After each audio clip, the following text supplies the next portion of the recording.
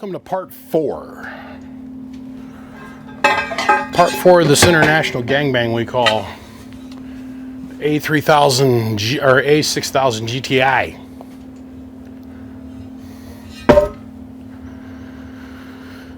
Glad I don't ever throw nothing away. The side plate is the outer shell armor of the inner armor. And what I got to do is I got to make that. It's the one that's off of my amplifier right here.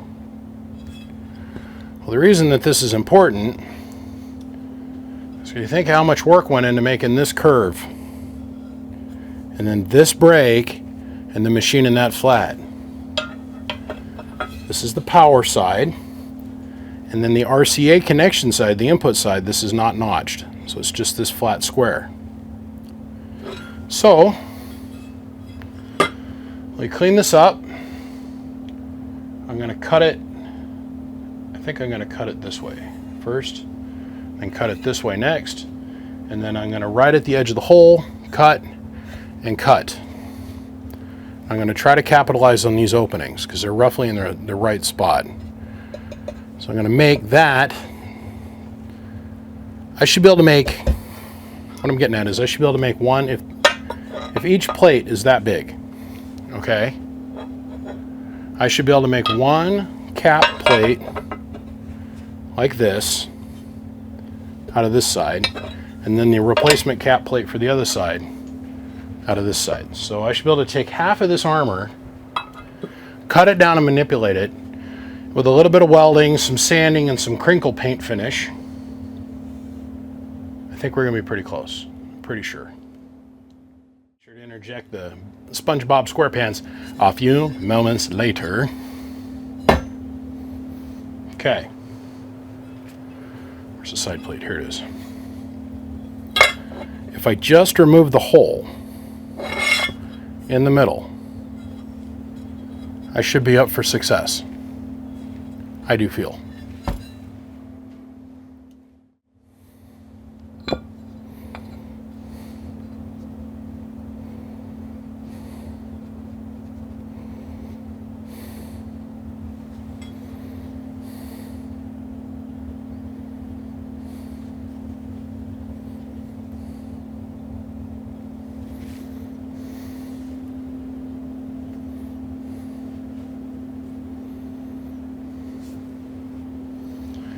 Tig this up just right.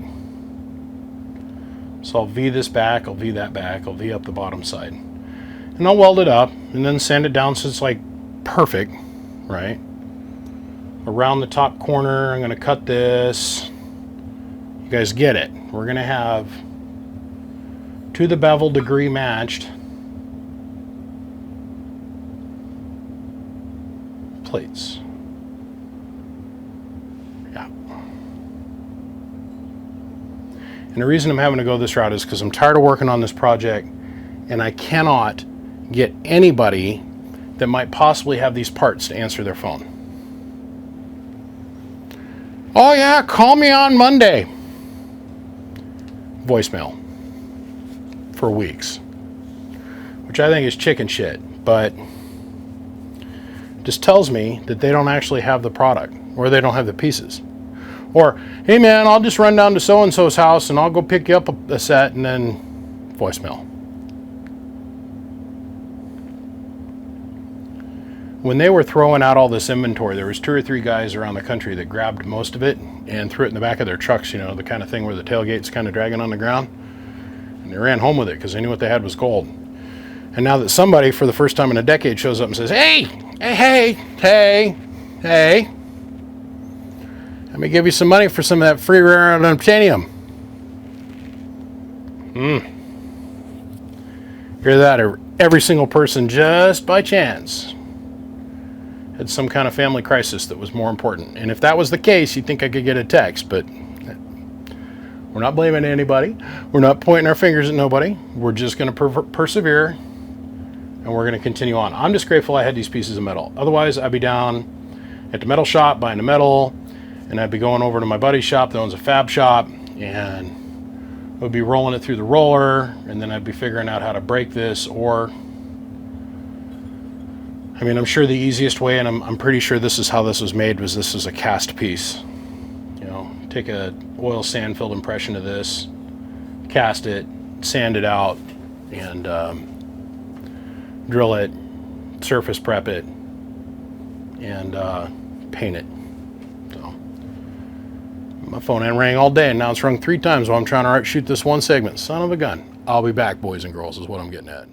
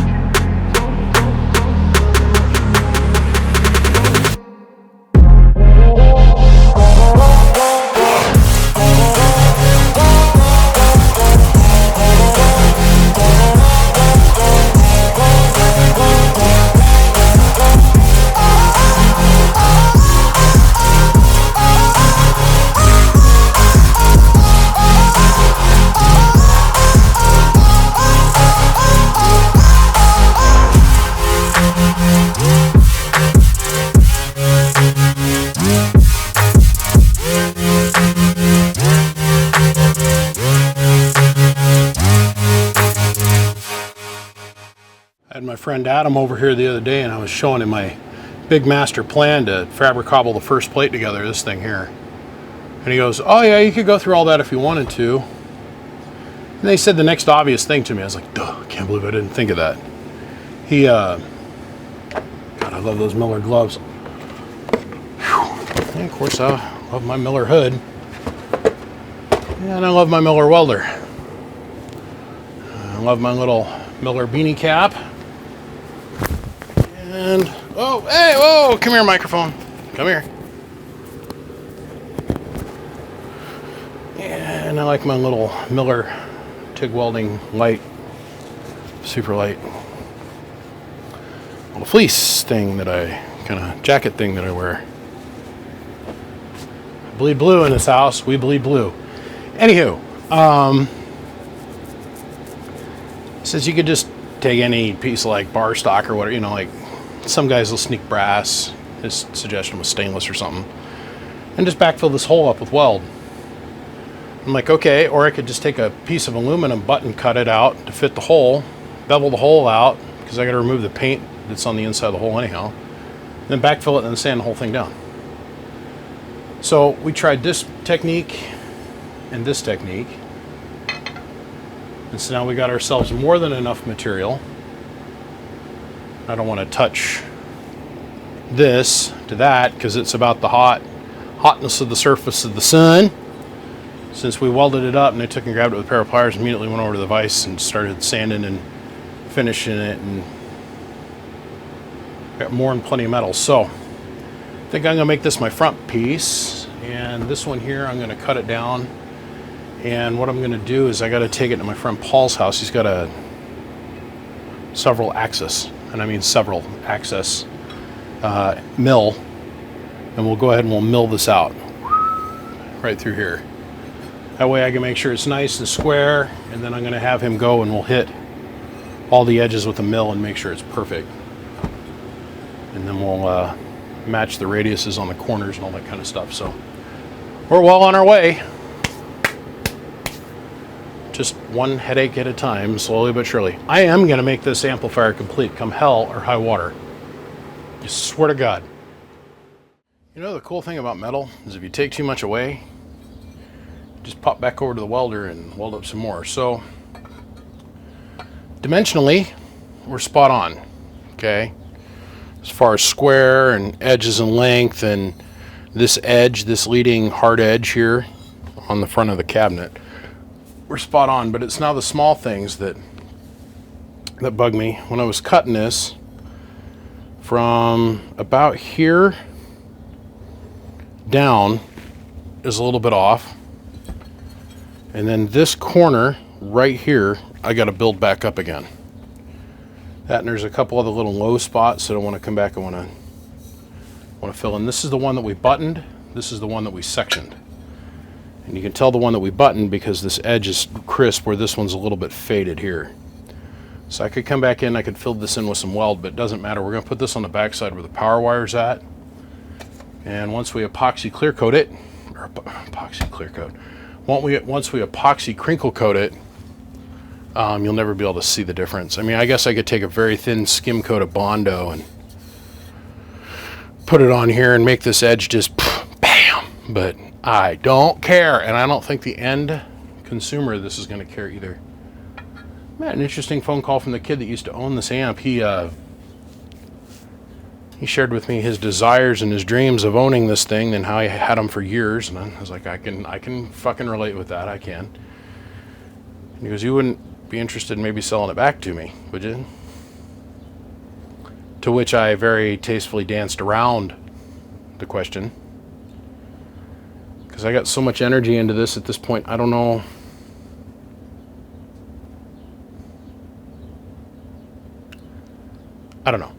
We'll see. Just the fabrication on this plate, I'm working on it in my spare time, is like 3 days. This and this one here. 3 full days. That's spread out over and I'm talking total accumulative time. So this is spread out over 2 weeks. You guys don't even realize it because it's just segments of video. The welding bit I did 3 days ago, where I buttoned this up and I sectioned this. I did it 3 days ago. And I've been waiting to get free time in the schedule to come out and work on this again. So I've got a lot of time wrapped up into trying to make this thing whole. So I don't know. Needless to say, it's time to bust out the welder. I'm going to pass a bead through here from about here down, and then we'll take it over and we'll plane that. And the same thing's going on here, even though these are the parts these are the parts you're never going to see. When you go and you attach this on the amplifier, you go clink and you put it up in a hole, the aluminum outer body covers all of this up. And you would never know this is there. I would never know that it's like a millimeter's worth of gap is there. I would never know it's there unless you pulled the plate off. But that's not the point. It's just not the freaking point, you know what I mean? You're gonna do it all the way, right? Okay, so these are some test pieces.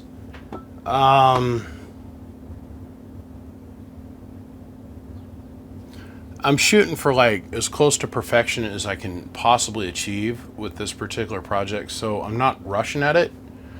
I guess would be the best way to put it. And I want everything to be perfect, and I mean perfect. So I have tried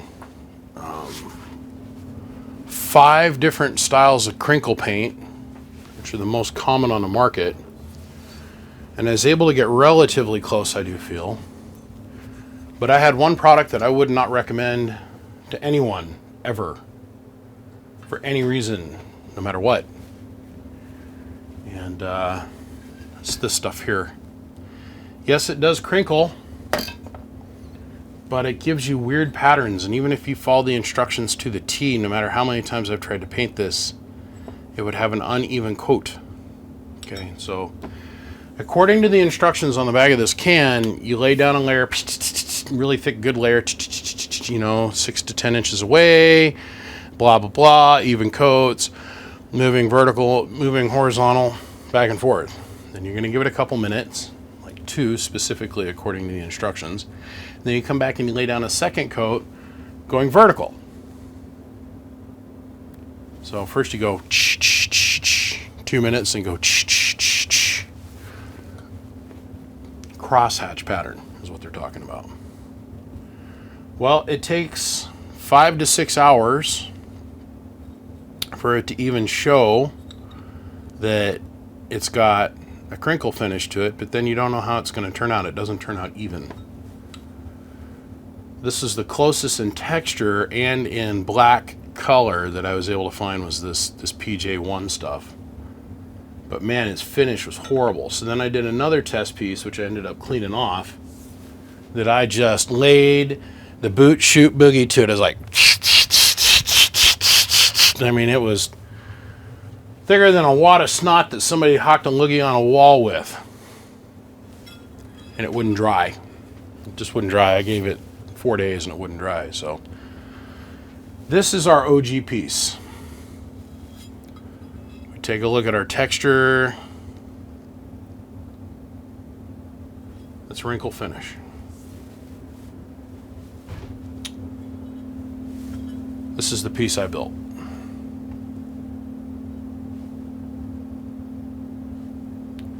It's the exact same texture. This is a matte finish. This is what they call a matte gloss finish.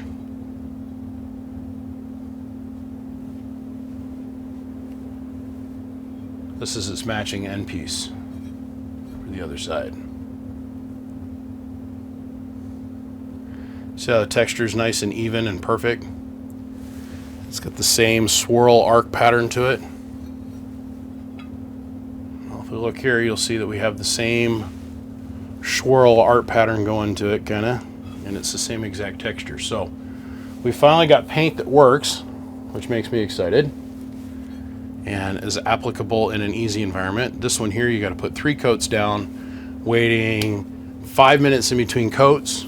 So each one of these, you're going to start out, paint it vertical, wait 5 minutes, give it a coat horizontal, wait 5 minutes, and give you another coat vertical.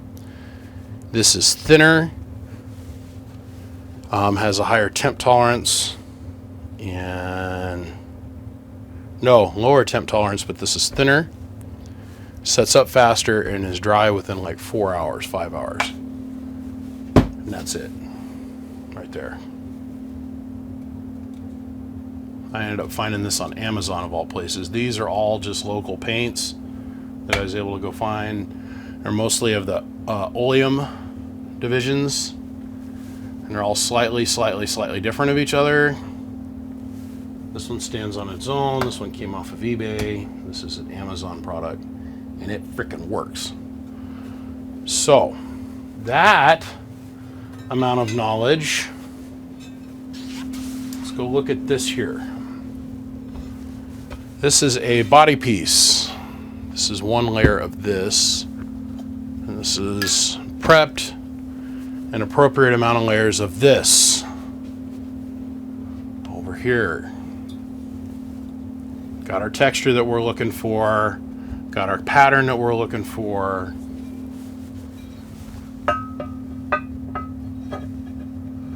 Everything fits perfectly and looks perfect. This, on the other hand, looks like hammered dog crap.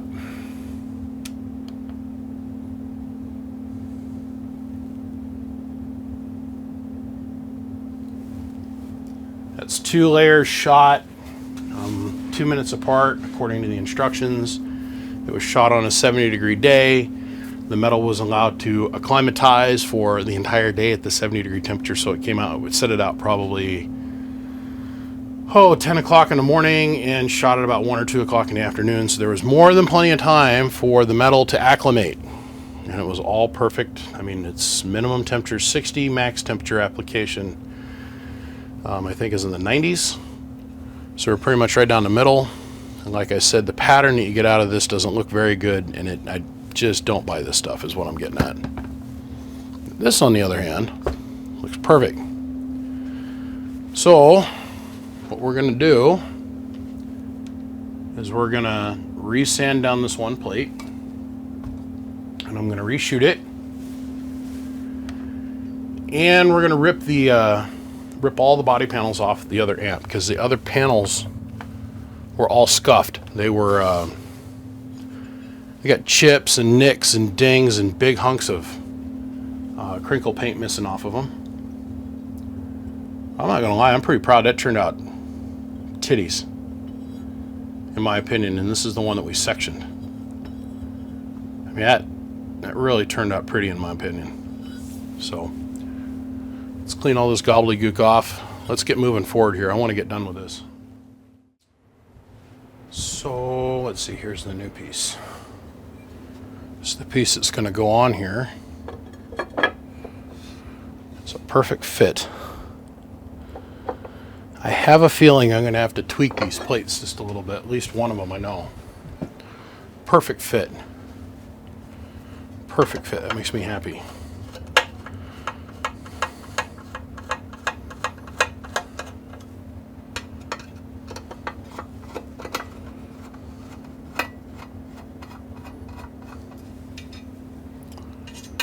Yeah, these plates are a little scuffed off. They got a couple scratches here and there on them, and I'd rather, if I'm here, go ahead and take this all the way down.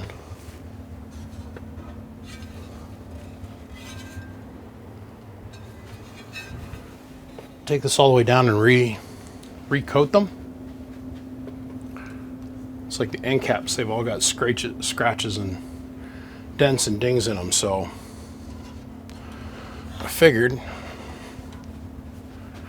like I said in the very first segment of this series, let's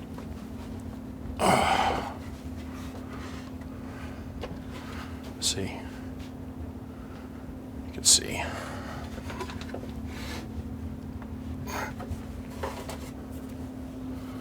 There's little nicks and dings and shit in this that keeps it from being absolutely perfect. So we want it perfect. That, and wherever this was, it was it had sun on it. You can tell because you can see where the architecture of the exterior panels run over the outside. So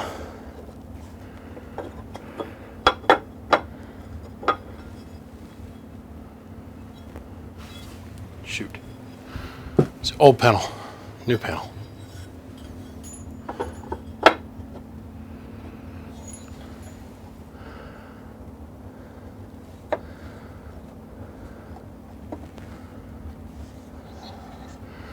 So I need to trim this down a little bit.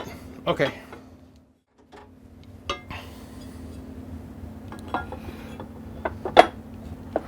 The epoxy for the sensor that they have permanently in place. Had to trim this down, and then I've had to sand this back.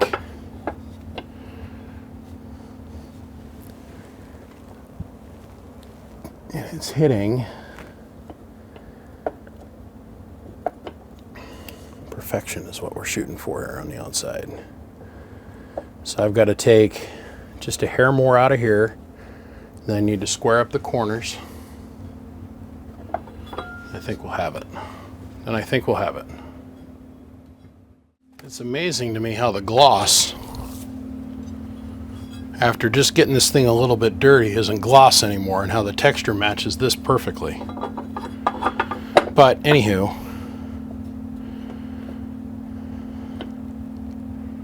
I'm going to call that a win.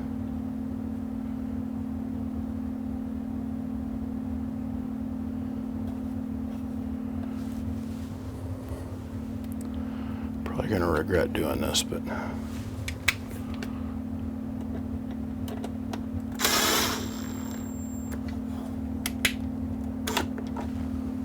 there's that.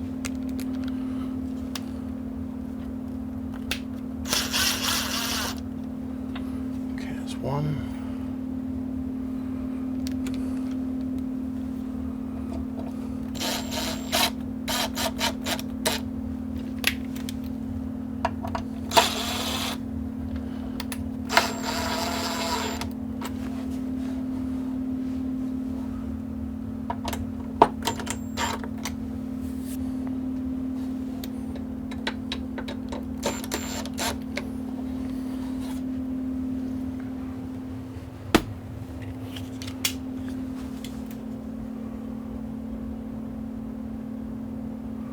Got a good margin all the way around this.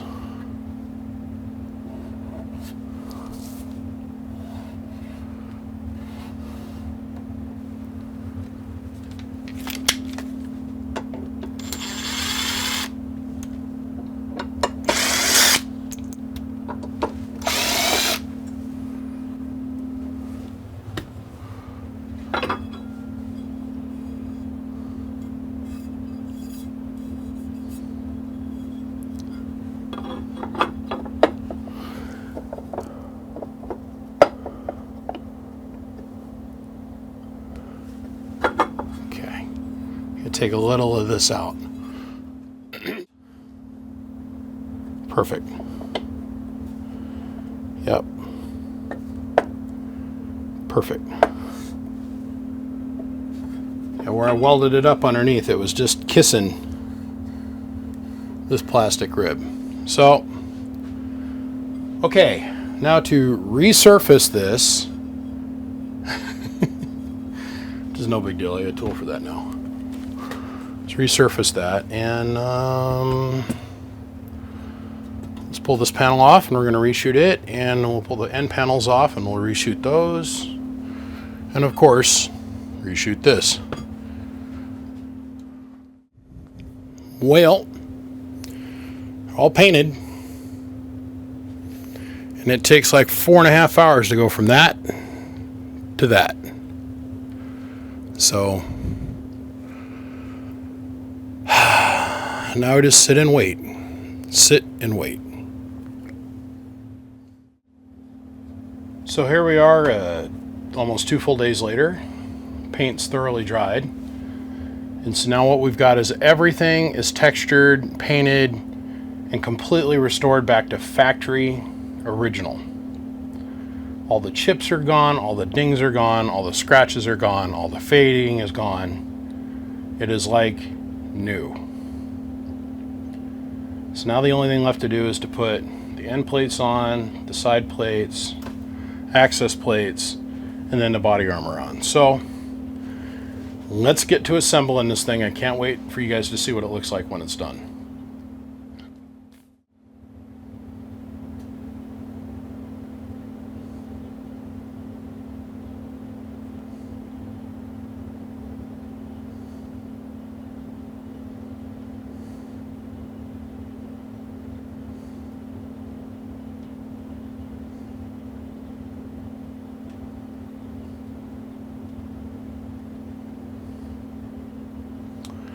This piece here, I had to paint it like 3 times because the crinkle coat just wouldn't come out quite right. Either the pattern was too thick or it would come out being semi-gloss. So this was a challenge, but at the end of the day, it's all done. The hardest part was this here. The opening engineering, the just trying to get this geometry and all of this square and right was a little bit of a pain. But now I am going to do something a little different with this because I am going to keep this myself, this one. But I am considering selling my other one that I have, the one that's in the crate. And I'll go pull the other one out of my truck and keep that as a spare. This one I'm going to put into service. This one is going to go and get used on something else. So that gives me free creative license. Now I had the other body pieces, which I think I put to good use. Let me show you. I'm down to the last segment, and I'm sitting here and I'm using an Allen wrench, and I did it over here on this one, and I went fling, and it chipped the paint, the brand new paint, which is still relatively soft.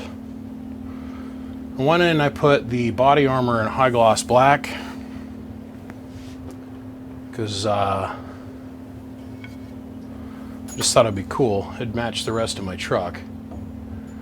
I'm gonna put this thing in my truck, and I'm gonna use this for something else.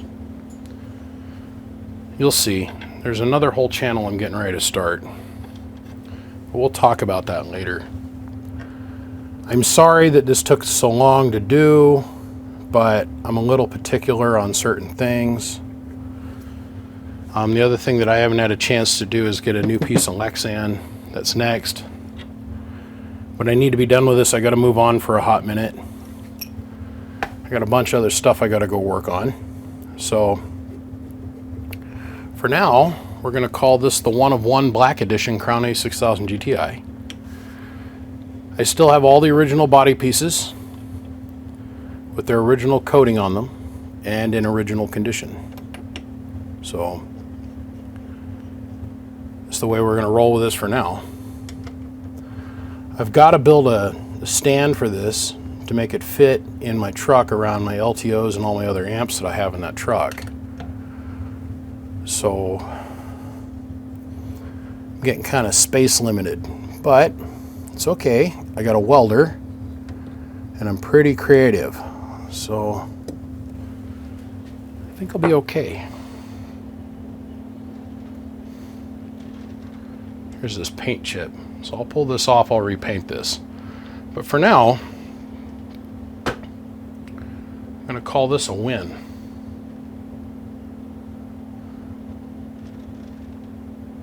Fully functional, completely restored, some parts built by hand. It's all good, everything matches, it's perfect. Good enough for me. Now, the inbox crate brand new one of these that I happen to own, I am probably going to put that up for sale. I'm absolutely positive that there's somebody out there that needs that worse than me.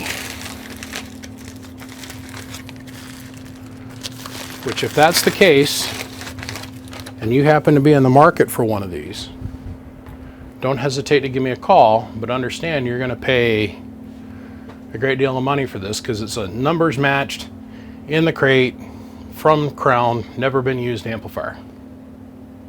Still in the plastic. So, gentlemen, on that note, I'm going to say thanks for tuning in. Hopefully this was entertaining for you guys to watch. I know it entertained some. Some were like, go back to working on your regular stuff. Believe me, that's going to start happening right now. Gentlemen, I'll see you. Big thanks to my Patreons, and a big thanks to all of you. We'll see you. Click, click.